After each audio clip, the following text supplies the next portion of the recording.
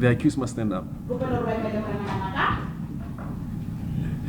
In the result, the accused is sentenced as follows.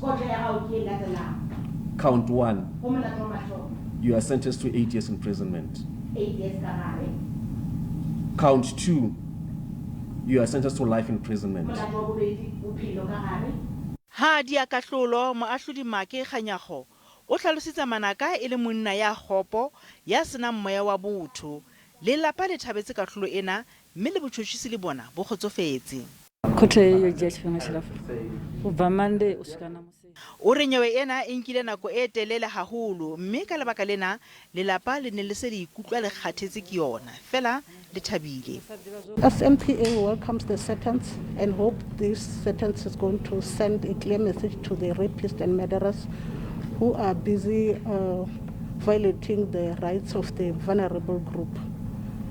As NPA, we were ready to proceed with the trial, and the accused saw that he saw that there is no way that he can win this case.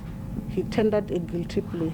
Ho sa le jwalo ntlo ye mo presidente Cyril Ramaphosa a neng a tshepisitse lapa la Ramabulana e se e phethetswe.